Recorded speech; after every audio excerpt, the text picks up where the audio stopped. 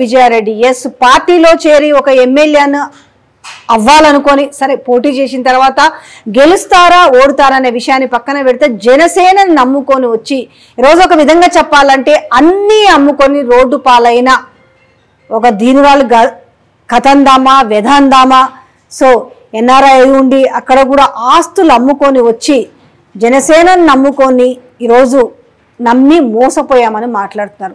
అసలు ఏం జరిగింది 2019 నుంచి మొదలుకొని ఇప్పటి వరకు అందులో ప్రస్థానం ఏం జరిగింది, పవన్ కళ్యాణ్ నుంచి ఎట్లాంటి రెస్పాండ్ ఉండింది, లేకపోతే ఆయన కోటరి నుంచి ఏం జరిగింది అనే విషయాలు తెలుసుకుందాం. మనతో ఉన్నారు ఆ పార్టీని నమ్ముకొని నడి రోడ్డు పాలైన సుభాషిణి గారు మనతో ఉన్నారు. సుభాషిణి గారు నమస్తే అండి. నమస్కారం మేడం. ఏందండి అంటే వింటే మీ నేను కూడా చూశాను. అసలు మీరెవరు, జనసేనని ఇంక్లూడింగ్ అంటే ఒక విధంగా పవన్ కళ్యాణ్ నమ్మి మోసపోయారు అనే విధంగా అర్థమవుతుంది. క్లియర్గా చెప్పండి, చూసే వాళ్ళకి అర్థమవుతుంది. ఈరోజు నేను మిమ్మల్ని ఇక్కడ కూర్చొని ఇంటర్వ్యూ చేయడానికి ఒక రీజన్ కూడా ఏంటంటే మీలాగా అంటే ఓవర్ అభిమానంతో, అంటే అది మీరు కావచ్చు మీ భర్త కావచ్చు ఏదైనా అభిమానంతో సరే ప్రజలకు సేవ చేద్దామనుకొని పోయిన నేపథ్యంలో అసలు ఏం జరిగింది అనేది క్లియర్గా చెప్పండి. అంటే ఇప్పుడు మేము 2018లోనే నిర్ణయం తీసుకున్నాం మేడం. నేను నా హస్బెండ్ పిల్లలు చిన్నవాళ్ళండి, బాబు 4 months బాబు. అప్పటికి వచ్చేసామండి. మొత్తం అక్కడ ఉన్నవన్నీ ట్రాష్ చేసేసి కారు, ఎస్పెషల్లీ కారు ఎంత ఇష్టంగా కొనుక్కున్నాం మేము అమెరికా నుంచి. అంటే మీ హస్బెండ్ అక్కడ జాబ్ చేసేవాళ్ళు? జాబ్ చేసేవారండి. తను అన్ని ఎక్స్పెన్స్ పెయిడ్, ఏంటంటే ఫుల్ టైం చేసి ఏదో ఒకే చోట వచ్చిన దాంతోనే తృప్తి పడే పరిస్థితి కాదండి. మంచి ఎక్స్పెన్స్ ఫీల్డ్, అంటే మ్యారెట్ హోటల్ కనీసం నేను ఏ పని చేయక్కర్లేదండి. ఎందుకంటే మెక్సికన్స్ వస్తారు, వాళ్ళే క్లీన్ చేసుకుంటారు. తర్వాత అసలు ఏది చేయక్కన అవసరం లేదు. హ్యాపీగా పొద్దున్నే నాకు ఇష్టం వచ్చినప్పుడు లేవడం, హ్యాపీగా ఇష్టమైన ఫుడ్ తినడం, ఇలా నడిచేది. ఓవరాల్ గా మీరు మంచి హ్యాపీ లైఫ్ లీడ్ చేస్తూ వచ్చారు. అవునండి, లీడ్ చేస్తూ వచ్చాం. అయితే తను ఏంటంటే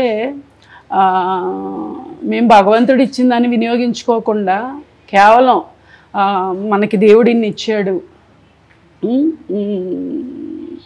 ఆంధ్ర రాష్ట్ర ప్రజలు చాలా ఇబ్బందుల్లో ఉన్నారు, ఇంత మంచి నాయకుడు వచ్చాడు, మనం వెళ్ళి పని చేయాలి ఆయన కోసం అని నిర్ణయం తీసుకున్నాం. అంటే ఎట్లా నాకు అర్థమవుతుంది, మీ ఎమోషన్స్ అన్నీ ఇప్పుడు బయటకు వస్తున్నాయి, కళ్ళల్లో నీళ్లు తిరుగుతున్నాయి.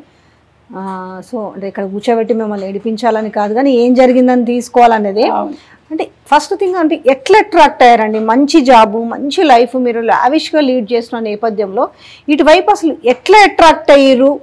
అంటే కొన్ని మనం ఆలోచిస్తాము, ఒక మంచి లైఫ్ లీడ్ చేస్తున్నాము, మీరు అన్నట్టుగా ఆంధ్రప్రదేశ్ ప్రజలకు సేవ చేయాలనుకున్నారు కానీ సో కానీ మనం ఏంటనేది కూడా ఆలోచించుకోకుండా అంత ఎందుకు ఒక అంత అట్రాక్టివ్ ఎట్లా అయినరు? మీరైనరా మీ హస్బెండ్ అయినరా? మా హస్బెండ్. ఏం జరిగింది చెప్పండి. మా హస్బెండ్ మెయిన్ అతను సినిమాలు చూసి ఇష్టపడ్డారు. తర్వాత నాయకుడుగా అతను మౌల్డ్ అయ్యారండి.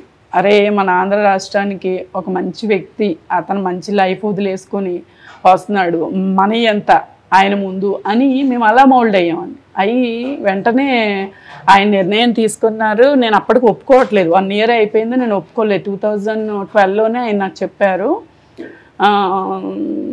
13లో మళ్ళీ మేము షికాగో నుంచి టెక్సాస్ వెళ్ళిపోయాం.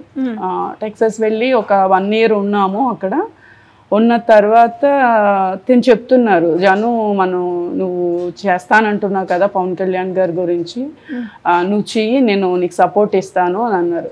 మధు వద్దులే, తర్వాత వెళదాం, పిల్లలు కొంచెం అంతా సెటిల్ అయిన తర్వాత మనం వెళదాం అని చెప్తూ ఉన్నాను నేను. కానీ తను ఏంటంటే వెళ్ళాలి, పని చేయాలి, ఆయన గెలిపించాలి, అందరూ స్వార్థంగా చూసుకుంటే ఎవరు ఆయన కోసం పనిచేస్తారు అని అతను కంప్లీట్గా అతనికి అట్రాక్ట్ అయిపోయాడండి మా హస్బెండ్. అయిపోయి అందులో నుంచి నా బెడ్, అంటే గొప్ప చెప్పుకోవడం అని కాదు, చిన్నగా కొంచెం బ్యాక్ పెయిన్ ఉందంటే 2,50,000 అంత బెడ్ అండి. అది డస్ట్బిన్ కాడ వేస్తుంటే నాకు చాలా బాధ అనిపించిందండి. అంటే ఎన్ని సుఖ సంతోషాలు వదిలేసుకున్నామని కాదు, మహిళని అనే గౌరవం కూడా లేకుండా ఈరోజు. సో మొత్తానికి ఇద్దరు ఒకేసారి వచ్చిరా, ముందు ఒకసారి చూసి వెళ్దామని ఓవరాల్ గా అన్ని సర్దుకొని వచ్చేయాలని డిసైడ్ అయ్యారా? సర్దుకోవాలని కాదు, యాక్చువల్లీ ఇతని ఆలోచన ఎలా ఉందంటే ఎలక్షన్ అంటే ఏదో వచ్చేసి చూసేసి వెళ్ళిపోయేది కాదు, కంప్లీట్ గా ఆయన గెలిపించాలి అని అంటే మనం అందరం అక్కడ ఉండాలి. ఇప్పుడు తను వచ్చి చూసడానికి తన ఆంధ్ర కాదు, తన తెలంగాణ, మా హస్బెండ్ తెలంగాణ అండి, తన ఆంధ్రాకి సంబంధించిన వ్యక్తి కాదు. ఎలక్షన్ ఎక్కడ జరుగుతుంది? ఆంధ్రాలో జరుగుతుంది. సో అక్కడ నేను ఉండాలి అంటే పిల్లలు తన హ్యాండిల్ చేయలేరు. చిన్న బాబు అండి, 4 months బేబీ నా బాబు అప్పటికి, హ్యాండిల్ చేయలేరు. సో పిల్లలు కూడా మాతోనే ఉండాలి. అలా మేము అవన్నీ ఇప్పుడు ఇల్లు పెట్టుకున్నాము అంటే దాంట్లో అన్నీ ఉంచాలి బేసిక్గా. ఇతను ఏం చేశారంటే మేము షిఫ్ట్ అవుతున్నాం కదా, అప్పటికి ఇల్లు కొనుక్కోలేదండి, మేము వచ్చే ముందు కొనుక్కున్నాం. మేము ఇల్లు వచ్చే ముందు కొనుక్కున్నాం. మేము ఏదైతే అక్కడ 5.5 CR పెట్టి హౌస్ కొనుక్కున్నామో అది వచ్చే ముందు కొనుక్కున్నాం మేము. కాబట్టి ఇవన్నీ ట్రాష్ చేసేసి ఆ కార్ను కూడా, కార్ అండి $35,000 కారు, $9,000 మేము ఎక్కడైతే టొయోటా RAV4లో కొన్నామో అక్కడే ఇచ్చేసి, మాకు ఎక్కడ అమ్మాలనేది కూడా తెలీదు. వాళ్ళకే కాల్ చేస్తే వాళ్ళే వచ్చి తీసుకెళ్ళిపోయారు. తర్వాత వెళ్ళి ఆ $9,000 తీసుకుని వచ్చారు. అంటే ఓవరాల్గా ఏంటి అంటే అతని కోసం పని చేయాలి, అతను గెలిపించాలి, అతను నాయకుడిని చేయాలి. వీళ్ళందరూ అప్పుడు ఎవరున్నారు? చంద్రబాబు గారు ఉన్నారండి ఆ టైంలో. అక్కడ ఉన్నది ఎవరు? చంద్రబాబు గారు ఉన్నారు. చంద్రబాబు గారు ఒక హీరోయిన్ ఎవరో, ఆమె పేరు చనిపోయిందండి, రేప్ చేసి చంపేశారని చెప్పి వాళ్ళ మదరు చాలా రోధించారు. మీకు ప్రత్యూష. ఆ కేసులు ఇవన్నీ రోజు న్యూస్ చూస్తూ ఉంటానండి. అంటే ఇక్కడ కంటే కూడా అక్కడ మాకు ఇంకెక్కువ న్యూస్ వచ్చినప్పుడు చూసినప్పుడు మాకు అనిపించేది, అరే ఏంది వీళ్ళు ఎట్లా ఉన్నారు, ఇలాంటి నాయకుడు వస్తే మనకు మంచి చేస్తాడేమో అన్న ఉద్దేశం. దట్ మీన్స్ మాకు కాదండి, మాకు మేలు చేయాలని కాదు. మీరు అక్కడికి వెళ్ళి ఎన్ని రోజులైంది అంటే 10 years ఉన్నామండి. 10 years మేము 10 years ఉన్నాం. గ్రీన్ కార్డ్ ఇంకా ఫైనల్ స్టేజ్లో ఉంది, మాకు వచ్చేస్తుంది. మేము గ్రీన్ కార్డ్కి కట్టాల్సిన మనీ కూడా అంతా పే చేసేసాం, మాకు గ్రీన్ కార్డ్ కూడా వస్తుంది. అది వదిలేసాం, ఇది వదిలేసాం, అన్ని వదిలేసాం. అంటే మీరు చాలా అంటే మీరు న్యూస్ని ఫాలో అవుతున్నారు అంటున్నారు, ఎప్పుడో జరిగిన ఒక ప్రత్యూష కేసునే మీరు ఫాలో అయ్యి చూస్తున్నారు. ఇట్లాంటి నేపథ్యంలో ఇన్ని వదులుకొని పోతే మనకు ఆడ మంచి అంటే రెండు ఉంటే మీ సర్వైవ్ కూడా కావాలి, ఆలోచించలేదండి. అలా డబ్బు సంపాదించారు సరే ఎంతో కొంత, అవి తీసుకెళ్లి మనము ఆంధ్రప్రదేశ్ ప్రజలకు మనము సేవ చేయాలనుకుంటున్నారు, బానే ఉంది. కానీ తర్వాత మళ్ళీ మనకి ఇన్కమ్ సోర్స్ ఏంది, మన పరిస్థితి ఏంది, మన సర్వైవల్ ఏంటి అనేది మీకు థింక్ మీలో లేదండి. యాక్చువల్లీ మా హస్బెండ్ ఏంటంటే ఇప్పుడు SAPలో ఒక 5 modules వచ్చండి నా హస్బెండ్కి. ఆ 5 modulesలో కూడా తను ఎవరికైనా స్టూడెంట్స్కి, అంటే మేము ఇన్స్టిట్యూట్ పెట్టి ఆ స్టూడెంట్స్కి ఆ ఎడ్యుకేషన్ ఇస్తూ, ఒకవేళ ఇక్కడ ఏదైనా అవకతవకలు జరిగితే మేము అలా వెళదాం అనుకున్నాం. కానీ అక్కడ ఏం జరుగుతుంది, 24 hours నేను గ్రౌండ్లోనే ఉండాలి, ఈయనేమో పిల్లల్ని చూసుకోవాలి. వీళ్ళందరూ ఎలా అట్రాక్ట్ చేశారంటే, మేడం మీరు వచ్చేయండి, మేము అప్పటికి ఇక్కడ ఇల్లు తీసుకోలేదు హైదరాబాద్లో, 25,000 రెంట్లో ఏమో ఉన్నాము, వాళ్ళకి ఒక 50,000 ఏమో పే చేసాం. మేడం మీరు అర్జెంటుగా ఇక్కడికి వచ్చేయాలి, ఎలక్షన్ కదా, మీరు అక్కడికి వెళ్ళి ఫ్లైట్లో తిరిగితే అవ్వదు, మీరు వచ్చేయాలి అని అన్నప్పుడు అక్కడ సామాను అతను ఓనర్ కూడా ఇవ్వలేదండి మాకు. 40,000 50,000 అతను మాకు ఇవ్వలేదండి. అవి వదిలేసుకొని అక్కడి నుంచి మొత్తం ఈ సామాను అంతా తీసుకొని ఆంధ్ర వచ్చేసాం. మళ్ళీ అక్కడ రెంట్లకి, అక్కడ హైదరాబాద్ వచ్చారు. హైదరాబాద్ నుంచి మీరు మళ్ళీ ఆంధ్రాకి వెళ్ళిపోయాం. అక్కడికి వెళ్ళి అక్కడ అడ్వాన్స్లు ఇచ్చి ఇవన్నీ చేసినా కూడా ఇక్కడ ఏమైపోతుందంటే BSPకి ఇప్పుడు పవన్ కళ్యాణ్ గారు ఒక బహిరంగ సభ పెట్టారు. బహిరంగ సభ వెంటనే ఫ్లైట్ ఎక్కేళ్ళు. ఏ ఇయర్లో వచ్చారు మీరు అన్ని వదులుకొని పార్టీ కోసం? 2019లో. మీకేమన్నా ఎవరు హామీ ఇచ్చారా? అంటే మీకు ఎమ్మెల్యే సీట్ ఇస్తామని హామీ విషయానికి వస్తే madam, first at a time మేము వచ్చి రాగానే నేను మాధవపూర్ ఆఫీస్కి ఫోన్ చేస్తే వాళ్ళు ప్రభావతి గారిని కలవమన్నారండి. పరిసరాల ప్రభావతి అని ఒక పెద్దవాడు ఉంటారు, ఆవిడ కలవమంటే ఆవిడ ఏం చేశారు, అప్పుడు జిల్లా అధ్యక్షులు తులసి గారండి నర్సాపురం, అక్కడికి వెళ్ళాం. అక్కడికి వెళ్తే ఆయన అన్నారు, మీకు ఎమ్మెల్యేగా పోటీ చేయాలి అని ఉంటే అమ్మ మీరు ఎంత ఖర్చు పెడతారు అని అప్పుడే ఆయన అడిగి ఉన్నారు. నేను నాకున్న మనీతో నేను ఒక 2 CR అయితే ఇవ్వగలను సార్ అన్నాను. ఓకే అమ్మ, ఇచ్చేవాళ్ళు కూడా లేరు, మీరు స్టార్ట్ చేయండి అని చెప్పి ఈ లోకల్ వాళ్ళకి ఫోన్ చేసి ఈ లోకల్ వాళ్ళని నాకు ఒప్పగిస్తే వీళ్ళు ఏం చేశారు, గోపాలపురం పంపించారు. డైలీ వెళ్ళి రావడం మేడం, ఈ బాబుని తీసుకొని డైలీ వెళ్ళి రావడం, నిడదవోలు నుంచి గోపాలపురం, గోపాలపురం నుంచి నిడదవోలు, 4 months బేబీని తీసుకుని 4 months బేబీని తీసుకుని పొద్దున్న 6 గంటలకు వెళ్తే రాత్రి 12 గంటలకు ఇంటికి వచ్చేదాన్ని మేడం నేను. అంటే మీకు అస్యూరెన్స్ లేకుండా అంటే మీరంత హార్డ్ వర్క్, మీరు చిన్న బాబుని తీసుకొని 4 months బాబుని తీసుకొని డైలీ ఒక 20-30 వేలు ఖర్చు పెట్టుకొని తిరిగిండ్రంటే మీరు ఏ నమ్మకంతో పోయినారు అంటున్నాను. నమ్మకం ఏముంది మేడం, ఇప్పుడు ఆల్రెడీ లోకల్ నాయకులు మనకి మీరు పని చేయండి అమ్మా అని చెప్తున్నారు, నేను పని చేస్తున్నాను, వీళ్ళు ఒక 4-5 నా వెంటకే ఇస్తున్నారు, చిన్న బాబుతో ఉంది, ఆమెకి మీరు సపోర్ట్గా ఉండండి అంటున్నారు. నేను గ్రౌండ్లోకి వెళ్ళంగానే 200 మంది 300 మంది జన సైనికులు వస్తున్నారు. వాళ్ళు ఎవరు అనడానికి వేరే వర్గం నుంచి ఎవరు ఉండరు, మా అందరూ మా కాపు సోదరులే ఉంటారు.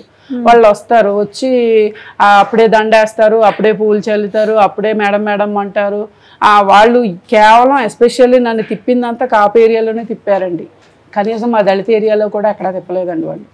ఓన్లీ కాపు ఏరియాలో అక్కడ జై జై అంటే జై జై అన్నట్టుగా ఉంది తప్ప, అంటే ఈ పార్టీకి ఎంత వాల్యూ ఉందేమో అనే హైప్కి నేను గురవ్వాలని అలా చేసేవారో తెలీదు, లేకపోతే వాళ్ళ ఆలోచన విధానం ఏంటనేది నాకు కంప్లీట్గా అర్థమయ్యేది కాదు. కానీ ఒక 10-15 మంది మాత్రం నిరంతరం నాకు ఎట్లా అంటే, మేడం మీరు ఇలా చేయండి, మేడం మీరు అలా చేయండి, మీరు ఆ ప్రోగ్రామ్ చేస్తే ఇలా, ఈ ప్రోగ్రామ్ చేస్తే ఇలా, పవన్ కళ్యాణ్ గారు మిమ్మల్ని చూస్తున్నారు, పవన్ కళ్యాణ్ గారు మిమ్మల్ని పిలిపిస్తారు, ఇదే స్టైల్ అండి. ఇంకొకటి పెద్ద ఆయన ఉంటారండి కొవ్వూరు నియోజకవర్గంలో, ఆయన అయితే రేపే అపాయింట్మెంట్ తీసుకున్నానమ్మా పవన్ కళ్యాణ్ గారు, దాన్ని 3 సంవత్సరాల నుంచి ఆయన జరుపుకుంటూనే వచ్చారండి. ఒకరోజు నాదెళ్ల మనోహర్ అంటారు, ఒకరోజు జిల్లా అధ్యక్షుడు గారు, ఏం సార్ ఎలా అన్నారు కదా అంటే, అమ్మా నాకు చిన్న పని పడిందమ్మా, ఎట్లా ఎస్కేప్ అవడం, ఇలాగ మబ్బి పెట్టుకుంటూ వచ్చారండి లాస్ట్ వరకు వాళ్ళు.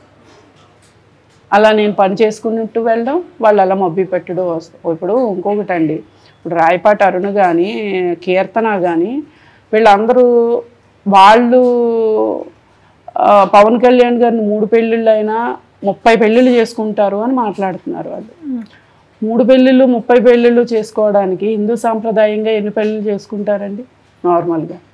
అలాంటిది వాళ్ళు మాట్లాడే విధానం, ఇప్పుడు నేను ఆ సిస్టర్ వాళ్ళకి ఒకటే మాట చెప్పేది, వేర మహిళలు ఎస్పెషల్లీ వాళ్ళందరినీ, అమ్మ మీరు నిజంగా మీకు ఆడపిల్లలు ఉంటే మీ అల్లుళ్ళకి, మా అల్లుడు పెళ్లి చేసుకున్నాక వేరే భార్యతో సంబంధం పెట్టుకొని తర్వాత మళ్ళీ చట్టబద్ధంగా పెళ్లి చేసుకుంటామని అలా 30 పెళ్ళిళ్ళ వరకు మీరు హామీ తీసుకొని అప్పుడు మీరు డిబిట్లకి రండి. మీరు మీ అల్లుళ్ళకి అదే చెప్పండి, మీ భర్తలకు అదే చెప్పండి. తర్వాత మీరు డిబేట్లకు వచ్చే ముందు కూడా మా హస్బెండ్లు 30 పెళ్ళిళ్ళు చేసుకున్నా మాకు సమ్మతమే అని అప్పుడు మీరు డిబేట్ చేయండి అమ్మ. ఎందుకంటే ఈ రోజున హిందూ సాంప్రదాయాన్ని, మీకు అందరూ ఇందులో హిందూసే ఉంటారు, హిందూ సాంప్రదాయాన్ని మీరు ఎంతవరకు గంగలో కలుపుతున్నారు? మీరు రాజ్యాంగబద్ధంగానే పెద్ద ముదురు మాటలు మాట్లాడుతున్నారు కదా, మరి అంత పెద్ద మాటలు మీరు మాట్లాడే మీరు ఈ రోజున మీ పిల్లల విషయంలో మీరు రేపు పొద్దున మీ అల్లుళ్ళు వస్తే మీ అల్లుళ్ళకి అదే చెప్పండి, ఏమనంటే మీరు 30 పెళ్ళిళ్ళైనా చేసుకోవచ్చు అని పవన్ కళ్యాణ్ గారికి ఎలా అయితే సపోర్ట్ చేస్తున్నారో రేపు పొద్దున మీ బిడ్డల విషయంలో అదే చేయండి, మీ భర్తల విషయంలోనూ అదే చేయండి. చేసి మీరు ఒక పేపర్ తీసుకొచ్చి దాని మీద సంతకం పెట్టి మా అల్లుళ్ళు 30 పెళ్ళిళ్ళు చేసుకున్నా పర్వాలేదు అని చెప్పి మీరు డిబేట్ చేయండి.